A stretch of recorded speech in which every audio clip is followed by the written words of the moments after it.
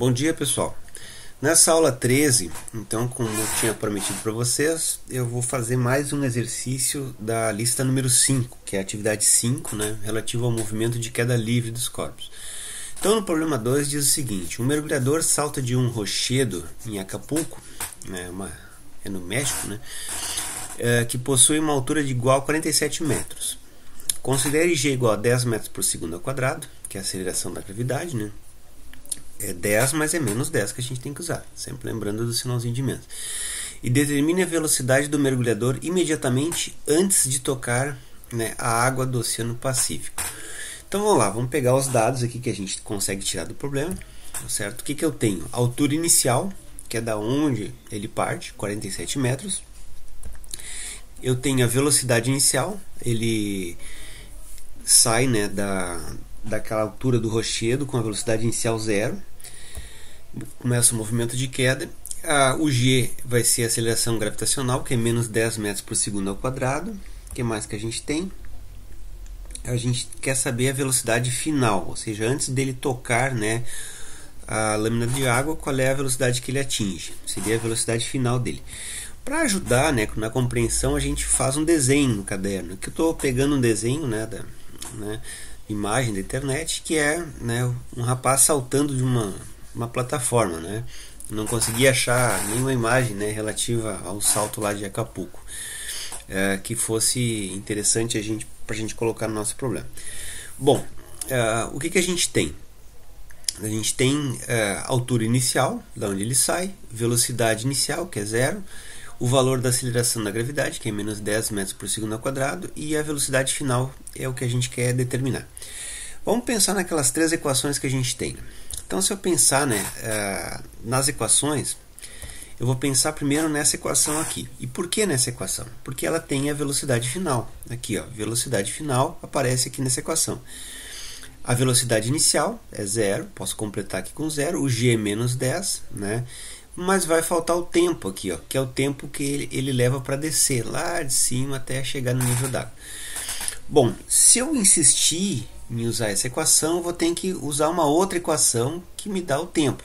Então eu teria que usar essa equação aqui, ó, que eu vou chamar de equação 2, né, que é a função horária da posição, mas ela tem o tempo aqui, ó, tá? E é ao quadrado, então isso já me diz que vai me dar uma equação lá que de repente eu vou ter que aplicar Bhaskara se ela for uma equação completa, certo? Então vamos lá, vamos ver como é que a gente pode resolver isso usando essa equação.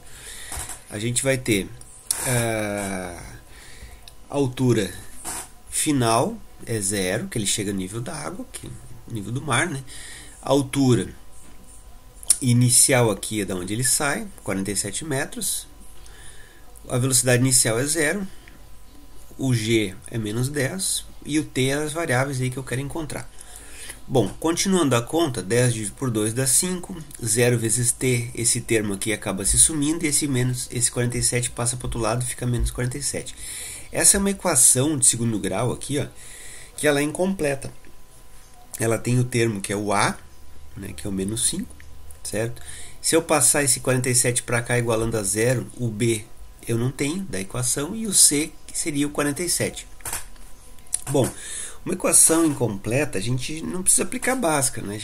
Desse modelo que só tem os termos A e C, é só a gente isolar o T ao quadrado e tirar a raiz, certo? Então o pessoal que está lembrando lá do nono ano, né, está lembrando o que eu estou falando aí. Vamos passar aquele 5 dividindo, vai ficar menos 47 por menos 5, menos com menos vai dar mais 9,4. E aí a gente vai extrair a raiz dos dois lados da nossa equação, né? Tirando a raiz do T ao quadrado fica só T, e a raiz de 9,4 eu tenho dois sinais, porque é uma equação de segundo grau, então ela tem duas raízes, né? Uma positiva e outra negativa. Mas na física, que nem eu já comentei anteriormente, o tempo não pode ser negativo. Então o que a gente vai utilizar? O tempo positivo. E a raiz de 9,4 vai dar 3,06 segundos. Arredondando, porque aqui tem mais casas decimais, eu vou botar só duas depois da vírgula. Como a gente já tem esse tempo agora, a gente retornaria nessa equação aqui, tá? E é isso que a gente vai fazer agora e vai jogar esse tempo encontrado aqui naquela equação lá. Então vamos lá, vamos botar ali o T, que é 3,6, o G é menos 10, velocidade inicial ele sai daqui de cima, né, no 0, E a velocidade final então vai ser 10 vezes 3,06, que vai dar menos 30,06. Bom, como ele está descendo, o que acontece? Velocidade tem que ser negativa. Então o nosso cálculo está correto, né? Corretíssimo em termos de sinais. Bom, o aluno ele pode tomar outro caminho. De repente ele chega aqui, ele vai dizer: professor, eu tive que usar duas equações aí para resolver esse exercício e eu estava pensando que dá para resolver utilizando a equação de Torricelli. Sim, então vamos lá, vamos ver como é que seria a equação de Torricelli. Vamos para a nossa equação 3, né, que é independente do tempo, como é chamada também, né? V ao quadrado menos 2g vezes delta y, ou delta h de altura, né? A velocidade final, eu não sei, a inicial aqui é 0, o g é 10 e a variação de posição. Aqui tem que ter um cuidado, não é só botar 47, vamos ver como é que fica isso, né? Então olha só, por que eu abri aqui esse delta y e escrever y menos y0? Exatamente, né? Para vocês se atentar a isso, né? Nesse caso, a posição final é 0 e a posição inicial é 47. Então, isso aqui vai ficar 0 aqui e 47 aqui, né? Onde é y0. Se eu não fizer isso, o que vai acontecer? Se eu simplesmente boto 47 aqui, ó, mas a variação de altura é 47. Aí dá aqueles problemas. Tu bota 47 aqui, esse 10 vezes 2 vai dar menos 20, isso aqui vai dar um número negativo. E aí tu vai ter que tirar a raiz, não existe a raiz de número negativo. Aí começa o aluno lá: mas eu tenho que botar o g, botar mais e não sei o que. Não façam nunca isso, né?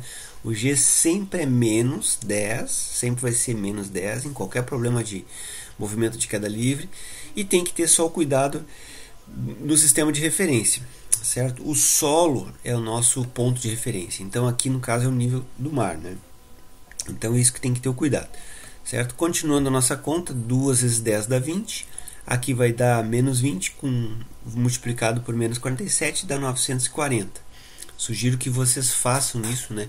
Não só assistam o vídeo, mas copiem essa lista, façam ela e aí depois assistam a aula, né? Assistam a aula 1, a aula 12, a 13, a 14, a 15 para corrigir até os exercícios que vocês estão fazendo. Extraindo a raiz aqui do 940, eu vou ter dois sinais para a raiz, obviamente, porque também é uma equação de segundo grau. E aí o que acontece? Como é um movimento de descida, eu vou pegar o sinalzinho de menos, porque a velocidade, né, tem um sentido aqui, ó, para baixo. Então vocês conseguem observar que esse valor, ó, foi igual a esse aqui. Independente do caminho que eu tomar, se eu fizer certo, eu vou ter que encontrar a mesma solução. Tá, pessoal? Então esse aí é o exercício número 2, né, que a gente está resolvendo a atividade 5. Então tá, um abraço aí para vocês, a gente se fala na aula número 14.